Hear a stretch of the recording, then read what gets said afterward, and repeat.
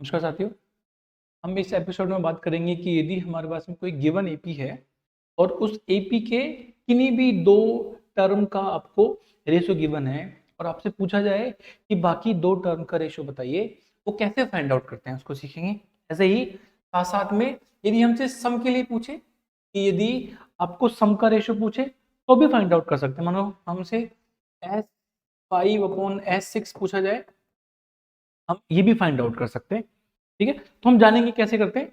और ये जो क्वेश्चन हम बोर्ड पे देख रहे हैं, ये question last year 2023 board CBSE में पूछा गया है, 10th क्लास में ये क्वेश्चन पूछा। और ये बहुत ही अच्छा कंसेप्ट है, इसको आप ध्यान से देखेंगे आपको समझ में आएगा। ठीक है, तो हम क्वेश्चन देख लेते हैं एक बार। क्वेश्चन आपको दे रखा है यहाँ पे कि the ratio of 11th term to the 18th term of an AP is 2/3।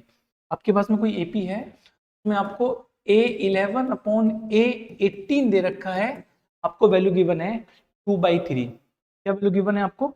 आपको वैल्यू गिवन है 2/3।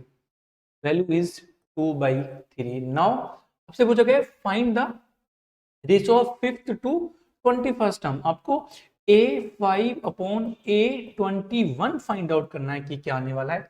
और साथ साथ में आप देखेंगे यहाँ पे find the ratio of sum of 5th terms to the sum of 21st terms. आपको S5 अपॉन S21 भी पूछा गया है, ये फाइंड आउट करना है आपको। ठीक है, तो इसका एक बेसिक सा मेथड है, उसको हम सीख लेते हैं कैसे करते हैं। यदि आपको A11 अपॉन A18 दे रखा है और 2/3 दे रखा है, हम जनरली इसमें जो बच्चे होते हैं वो क्या गलती करते हैं, वो A11 को 2 मान लेंगे, A18 को 3 मान लेंगे और A और D मान के सॉल्व करेंगे। नहीं कर सकते हैं ऐसा, लेकिन यदि रेशियो में गिवन है तो इसका मतलब है हो सकता है कि ये जो रेशियो है ये 20/30 दे रखा हो।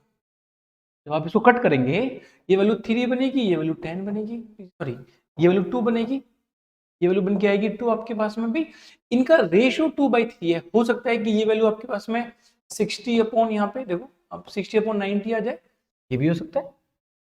तो हमें एग्जैक्टली नहीं पता कि A11 और A18 क्या है।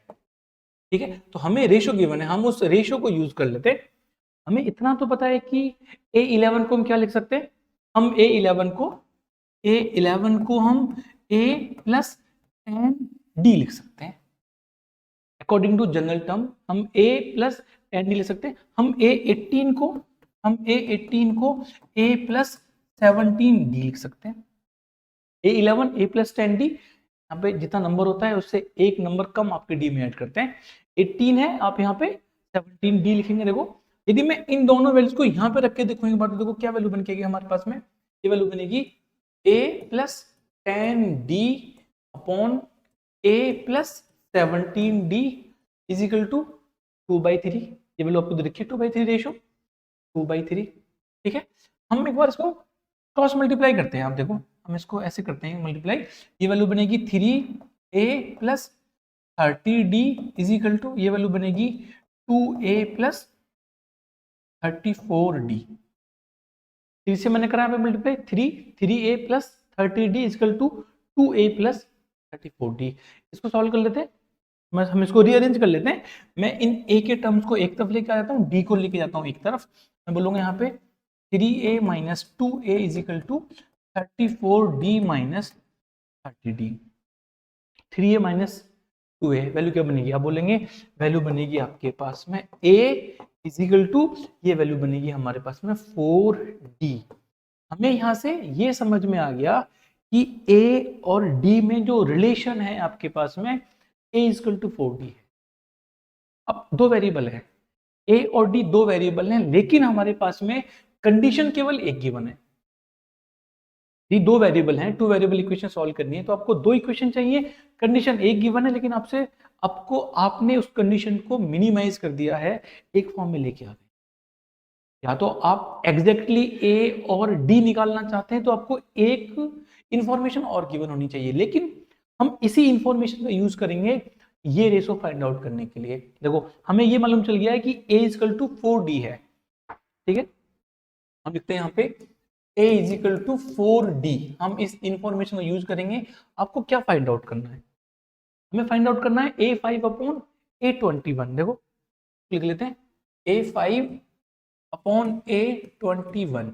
A5 को हम क्या लिख सकते हैं, A5 means fifth term of the AP, हम इसको लिख सकते हैं A प्लस 4D अपॉन में इसको हम लिखेंगे A प्लस 20D, ये लिख सकते हैं इसको हम A प्लस 4D लिख सकते हैं, A प्लस 20D लिख सकते हैं। अब आप यहाँ पे एक बात ये ऑब्जर्व कर सकते हैं कि यदि मैं A की जगह यहाँ पे D रखूं, दोनों टर्म के अंदर मैं A की जगह D रखूं तो ऊपर से D कॉमन आएगा, नीचे से भी D कॉमन आएगा, तो वो D से D कैंसिल हो जाएगा। ठीक है, देखो एक बार इसको रख के चेक कर लेते हैं। A की जगह मैंने रखा 4D प्लस 4D पहले से ऑलरेडी है, और मैंने इस A की जगह रिप्लेस करा 4D प्लस इसकी जगह ये हो गया 20D, ऐड कर लेते हैं। ऊपर वैल्यू कितनी बन के आएगी 8D, नीचे क्या बन के आएगी 24D। आप बोलेंगे 8D अपॉन 24D, D से D कैंसिल हो गया, वैल्यू बनी 8 अपॉन 24, इससे ये डिवाइड हुआ 3 टाइम्स विच इज 1 अपॉन 3। आपके पास में A5 अपॉन A21 की वैल्यू बन के आ रही है 1 अपॉन 3। आपको ना तो A निकालने की रिक्वायरमेंट पड़ी फर्स्ट टर्म, ना आपको कॉमन डिफरेंस निकालने की जरूरत पड़ी। तो इसके अंदर ना तो आपको A फर्स्ट टर्म निकालने की कोई रिक्वायरमेंट पड़ी, ना ही आपको D निकालने की रिक्वायरमेंट। ठीक है, तो हमने क्या करा है एक्चुअली इसमें, इसको फिर से देख लेते हैं एक बार। हमने ये करा यहाँ पे A11 A18 हमें गिवन था 2/3, हमने A11 की जगह A प्लस 10D रखा, हमने A18 की जगह A प्लस 17D रखा, हमने इन दोनों वैल्यूज को यहाँ जाके पुट करा, हमने क्रॉस मल्टीप्लाई करा, हमारे पास फाइनली एक रिलेशन बन के आ गया A और D में। यदि आपको एग्जैक्टली A और D चाहिए तो आपको एक इंफॉर्मेशन और दी जानी चाहिए। यदि आपको एक को इंफॉर्मेशन दी जाएगी तब आप एग्जैक्टली A एंड D निकाल पाएंगे, लेकिन हमें तो सिर्फ रेशो निकालना है। जैसे हमने यहाँ पे A11 अपॉन A18 को लिखा था, ऐसे ही हम यहाँ पे जाके A5 अपॉन A21 को लिख सकते हैं। देखो A5 को लिखेंगे हम A प्लस 4D, A21 को लिखेंगे A प्लस 20D। हमने A की जगह रिप्लेस कर दिया 4D देखो 4D plus 4D 8D, 4 plus 24D, D से D कैंसिल हो गया, वैल्यू बनी 1 अपॉन। हमारा ये रेशियो है और ये आपका आंसर है, योर फाइनल आंसर। ऐसे ही सेकंड पार्ट चेक कर लो। सेकंड पार्ट के लिए आप देखेंगे आपको सम निकालना है S5 अपॉन S21, सेम ऐसे ही इसको यूज करेंगे। देखो मैं इसको यहाँ पे लिखता हूँ एक बार, तो देख लेते हैं यहाँ पे। यदि मैं यहाँ पे S5 अपॉन S21 को रिप्लेस करना चाहूँ तो ऐसे बनेगा S5 अपॉन S21। सम पता होता है आपको, सम का फॉर्मूला क्या होता है, सम का फॉर्मूला Sn बराबर n/2, आप बोलेंगे 2a प्लस n-1d, ये वैल्यू बन के आती है हमारे पास में सम के फॉर्मूले की। ठीक है, n पता है वो कितना है यहाँ पे 5, तो आप बोलेंगे 5/2 ब्रैकेट में 2 इंटू a क्या है आपके पास में, a इज 4d की वैल्यू रख लो यहाँ पे, इंटू 4d प्लस n-1, फॉर्मूले में n-1 है तो आप बोलेंगे n की वैल्यू क्या बनेगी आपके पास में 5 बनेगी, तो 5 - 1 4d ये बनेगा आपके पास में 21/2 2 इंटू 4d प्लस ये a की जगह हमने करा इसको रिप्लेस इंटू 21 - 1 20, हम इसको बोलेंगे 20d, ये वैल्यू बन के आएगी। अब देखो हम इस 2 से ये 2 को कैंसिल आउट कर सकते हैं, क्या बनेगा 5/21, ये वैल्यू बन के आएगी हमारे पास में 5/21। ठीक है, इसके आगे ब्रैकेट देखो आप एक बार, ये वैल्यू है 8 प्लस 4 12d अपॉन, आप देखेंगे ये 8 है, 8d प्लस 20 मीन्स 28d। आप d से d कैंसिल आउट करेंगे, वैल्यू बनेगी आपके पास में 5 इंटू 12 अपॉन 21 इंटू 28। आप इसको सिंप्लीफाई कर सकते हैं, हम इसको मीन्स दिस इज 4 से डिवाइड होगा 3 टाइम्स, 4 से डिवाइड होगा आपके पास में 7 टाइम, ये डिवाइड होगा आपके पास में 7 टाइम्स, वैल्यू बनेगी 5/49। ये बन गया आपके पास में सम का रेशो।